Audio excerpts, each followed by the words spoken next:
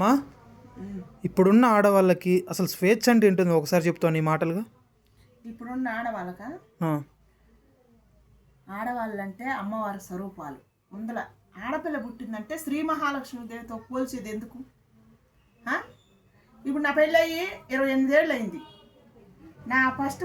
నా బిడ్డ ఇప్పుడు ఫస్ట్ ఆడపిల్లని కనది. ఇదిగో శ్రీ మహాలక్ష్మిని, ఈ తల్లిని కనది. ఈ తల్లికి ఇప్పుడు నెల రోజులకి ఎట్టాటి బట్టలు వేసినాం, ఈ పొట్ట దాకా వేసినాం. ఈ తల్లికి ఇప్పుడు ఏం తెలియదు, సాక్షాత్ అమ్మవారే. తర్వాత 5-6 నెలలు వచ్చినాక గౌనేస్తాం, ఏడిదాకా ఈడిదాకా గౌనేస్తాం. తర్వాత సంవత్సరం పిల్లలు అయినాక ముద్దుకు పట్టి పరికిళ్ళు కుట్టిస్తాం. ఆ తల్లికి అందం కోసం ఆనందం, ఆ పట్టు పరికిళ్ళు వేసి ఆనందపడతాం.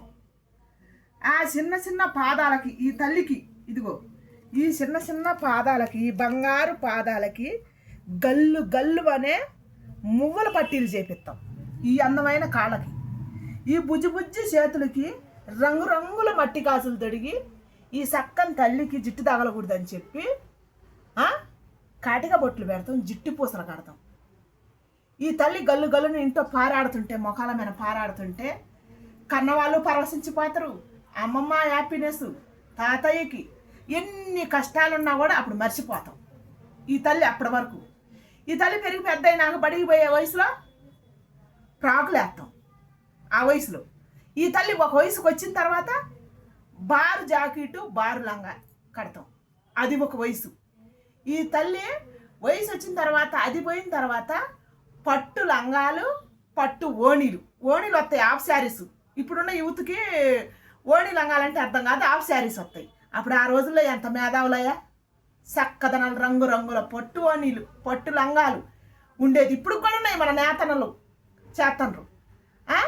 ఈ పట్టు లంగాలు కట్టుకొని ఒక వయసుకు వచ్చిన తర్వాత ఈ మహాతల్లి కాళ్ళకు గోరంటాకు పెట్టుకొని కాళ్ళకు పట్టీలు పెట్టుకొని, చేతికి మట్టి గాజులు వేసుకొని, వెనక బంగారం జడగంటలు వేసుకొని, జడగానొస్తే ఇప్పుడు నేను పద్యం పాడదామని అనుకున్నా అని మా జడగపాటి నరసింహరావు గారు చెప్పిండు. ఆ రోజుల్లో జడలు ఉన్నాయో, ఆ జడలున్నా కూడా జడగంటలు వేసేది ఈ తల్లికి. ఆ జడగంటలు వేసుకొని ఆమె స్వేచ్ఛగా ఈదులమ్మడి తిరుగుతుంటే, నడయాడుతుంటే చూసే కళ్ళు, అబ్బా ఇట్లాంటి బిడ్డ నాకు ఉంటే చాలనుకుంటారు, ఇట్లాంటి భార్య నాకు వస్తే చాలనుకుంటారు. కొంతమంది మంచి వ్యక్తులు వీళ్ళల్లా అప్పుడు ఊరికి యానో ఒక శివరన ఒక రావణాసురుడు ఉండేది, యానో ఇంకొక ఊరు శివరన ఒక కీసుకుడు ఉండేది అప్పుడు ఆ రోజుల్లో. ఇప్పుడు వేరే, ఇంటింటికి ఒక రావణాసురుడు ఉండు, ఇంటింటికి ఒక కీసుకుడు ఉండడు. అది తండ్రి రూపంలో కావచ్చు, అన్న రూపంలో కావచ్చు, తాత రూపంలో కావచ్చు, ఏ రూపంలోనైనా వచ్చి స్త్రీని కబలించవచ్చు. ఏం హక్కులతోటి, ఏం అందంగా, ఏం స్వేచ్ఛగా ఈ తల్లిని తిరగనిద్దాం.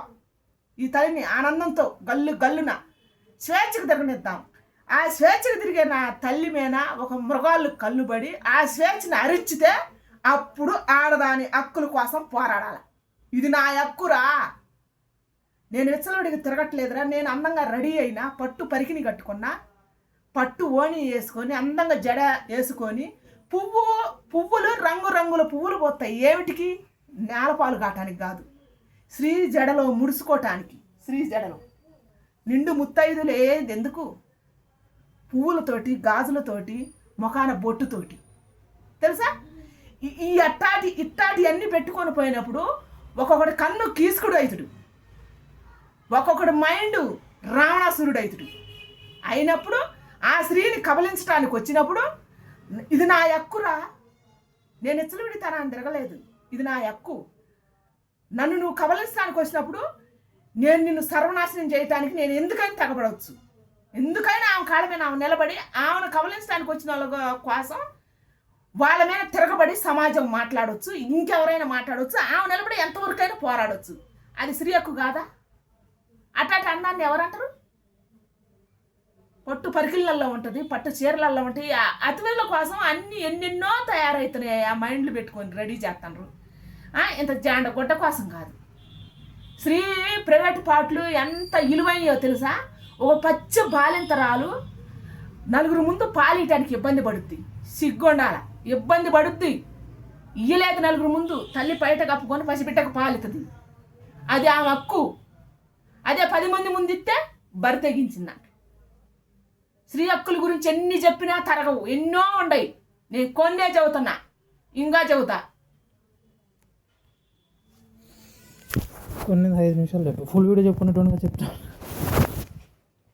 ఫుల్ వీడియో పెట్టుకోండి. అయ్యో కళ్యాణ్ చెప్పి